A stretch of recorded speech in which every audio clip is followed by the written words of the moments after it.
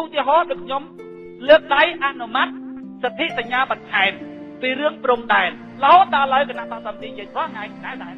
ថាខ្ញុំនឹងលើកដៃអនុម័តសិទ្ធិសញ្ញាបន្ថែមរឿងព្រំដែនឯងបញ្យល់ដល់ប្រមាណដងបងប្អូនណាច្បាប់ណាគេអនុម័តម្ដងមួយមាត្រារួចហើយបានគេអនុម័តសរុបគេអនុម័ត1មាត្រាម្ដងខ្ញុំមិនឲ្យលើកទេ1មាត្រាម្ដងអត់លើកទេទៅដល់ជុំកន្ទុយអាចច្បាប់នឹងសរុបខ្ញុំឡើងនិយាយមុនមាត្រាសរុបនឹង1មាត្រាពេលក្នុងស្ថានភាពក្នុងរដ្ឋាភិបាលតឹងតែណាស់បងប្អូនតឹងតែណាស់លោកនាយករដ្ឋមន្ត្រីហ៊ុនសែនគាត់និយាយថាម៉េចបាត់មកឈប់និយាយពីរឿងព្រំដែននឹងទៀតពីណានិយាយគឺចាក់ដាក់គុកហ្មងនិយាយរឿងគាត់ក្បត់ជាតិចាក់ព្រំដែនចេះចាក់ព្រំដែនចុះកាលហ្នឹងមុំតំណក់ដោក៏ជាប់គុកកម្មសថាក៏ជាប់គុករងឈុនក៏ជាប់គុកច្រើនណាស់ហើយពួកគណៈបកសំរងស៊ីគេនិយាយឲ្យលោកនាយករដ្ឋមន្ត្រីហ៊ុនសែនដៅរួចហើយចេញពីរដ្ឋាភិបាលខ្ញុំមិនដែលបាននិយាយទេបងប្អូនពីព្រោះកាលហ្នឹងគណៈបកសំរងស៊ីគេđãជិះចោលហើយខ្ញុំអង្គុយចាំនិយាយហ្មងបងប្អូនអើយអ្នកនៅផ្ទះបងប្អូនខ្ញុំហ្នឹងគេថាម៉េចទេងាប់ហើយអើយហើយហ៊ាននិយាយអញមានអារម្មណ៍ថាហែងលូកក្នុងមាត់ខ្លាអញ្ចឹងបើគាត់បាត់ផ្លូវថាកុំឲ្យនិយាយទៀតណានិយាយចាក់ដាក់គុក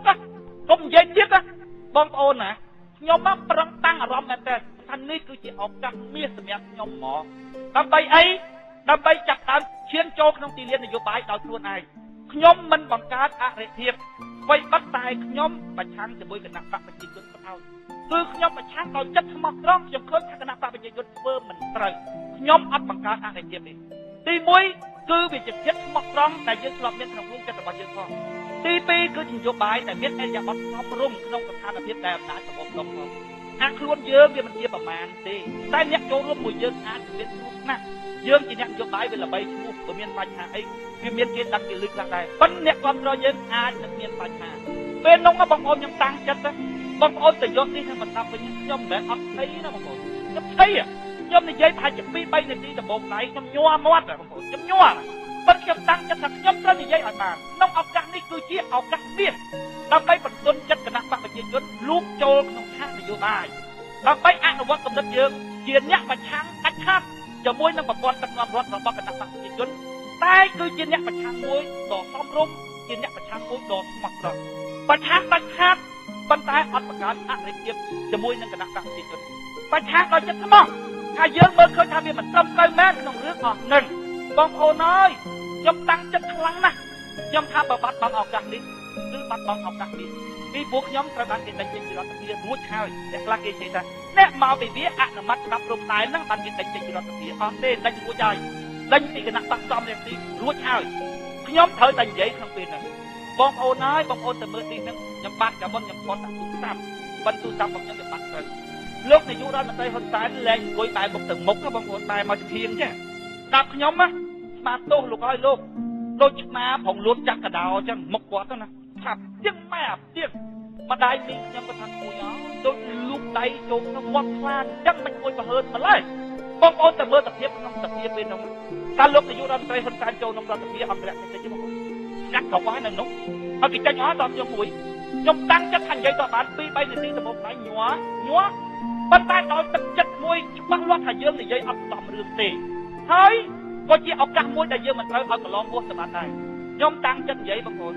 ទីបំផុតទៅបងប្អូនគេថតមុខគាត់និយាយពីសោចឲ្យរបៀបទុះខ្ញុំធឹងយកតែមកសោចឡើងពេញរដ្ឋាភិបាលទាំងអស់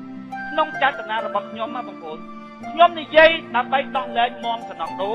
ដោះលែងកម្មសថាដោះលែងរកគុណខ្ញុំនិយាយប្រាប់គាត់ថាមនុស្សដែលគួរអនុគ្រោះគួរតែអនុគ្រោះហើយពីព្រោះវាជារឿងគួរអនុគ្រោះមនុស្សដែលធ្វើកំហុសមកយើងគិតថាគួរអនុគ្រោះជារឿងដែលគួរអនុគ្រោះហើយប៉ុន្តែមនុស្សដែលធ្វើរឿងយើងគិតថាមិនគួរអនុគ្រោះមនុស្សប្រភេទហ្នឹងគឺជាមនុស្សដែលគួរអនុគ្រោះជាងមនុស្សប្រភេទទី1ទៅទៀតគាត់ងំស្ងៀមមកដល់ពេលខ្ញុំនិយាយថាសម្ដេចអើយគ្នាហ្នឹងមិនមែនជាអ្នកស្នេហាចិត្តអីទេរឿងដែលនិយាយថាអ្នកនេះអ្នកនោះចាក់ដីព្រំដែនចេញចុះជាអ្នកក្បត់ជាតិហ្នឹងអាអ្នកនិយាយទៅវាមិនមែនស្នេហាចិត្តអីទេ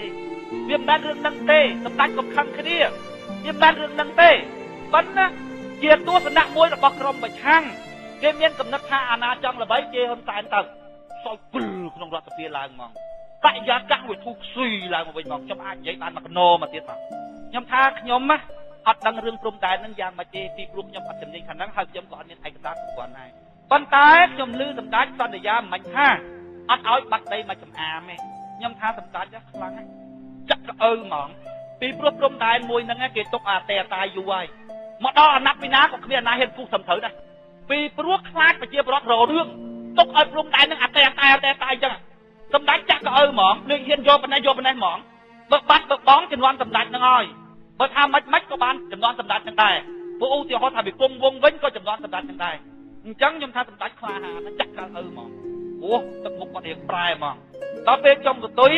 សម្ដេចក្រមព្រះគាត់និយាយថាអីឲ្យបើមីក្រូទៅឯកឧត្តមវៀតណាមអត់ប្រយោជន៍ទេស្ថានភាពក្នុងរដ្ឋាភិបាលធូរស្រាលដល់ពេលហ្នឹងវាចប់ដល់អនុម័តចុងក្រោយផុតពួកអនុម័តមេត្រាហើយដល់ចុងក្រោយផុតខ្ញុំគិតក្នុងចិត្តដល់ពេលមេត្រាគេអនុម័តរួចទៅហើយក៏គេត្រូវការលេខយើងណាលេខគេគ្រប់គ្រាន់ហើយខ្ញុំនឹកក្នុងចិត្តថាបើខ្ញុំលើកក៏វាទៅខ្ញុំមិនលើកក៏វាទៅខ្ញុំនឹកក្នុងចិត្តថាបើលើកវាទាញបានសមានចិត្តរបស់គណៈបកប្រជាជនទីពីព្រោះយើងទៅតែនិយាយពីរឿងដោះស្រាយមន្តសណ្ដោះដូរហើយខ្ញុំថាមន្តសណ្ដោះដូរកម្មសខាហ្នឹងអាចដោះស្រាយបានខ្ញុំមើលទៅមុខលោកនាយករដ្ឋមន្ត្រីហ៊ុនសែនហ្នឹងអញ្ចឹងខ្ញុំនឹកក្នុងចិត្តថាបើអញលើកវាប្រឡាក់តែឈ្មោះអញទេវាអត់ប្រឡាក់ដល់អ្នកដទៃអីទេហើយវាជាប្រយោជន៍សម្រាប់អ្នកដទៃផងបើសម្រាប់ជាស្លឹកញោតរបស់ខ្ញុំមួយជាស្លឹកញោតទៅលើបើខ្ញុំលើកដៃអនុម័តច្បាប់ព្រំដែនហ្នឹងវាទៅបើខ្ញុំអត់លើកដៃអនុម័តច្បាប់ព្រំដែនហ្នឹងអត់ទៅជាកលឹកខ្ញុំគិតមកប៉ុន្តែវាអត់មែនជាកលឹកខ្ញុំនឹកក្នុងចិត្តអញ្ចឹងអាមេត្រាទី1ក៏ខ្ញុំមិនលើកទី2ក៏ខ្ញុំមិនលើកទី3ខ្ញុំលើកអាសរុបចុងក្រោយបានខ្ញុំលើកពីព្រោះខ្ញុំទើបតែនិយាយជាមួយនឹងលោកយុវរដ្ឋមន្ត្រីហ៊ុនសែនថាបងប្អូនឃើញតាំងពីនំណារហូតដល់ឥឡូវយើងនិយាយយ៉ាងម៉េចក៏ដោយគេមិនដែលតយើងទេណាក្រៅពីគណៈបកយើងតែនិយាយគឺពងបាំងវិញហ្មងពីព្រោះគាត់មើលដឹកទឹកចិត្តរបស់យើងថាយើងមិនជាตัวក្រក់ទេថ្ងៃនោះណាបងប្អូនវាសំគេក្តៅមែនណាបងប្អូនគាត់អង្គុយ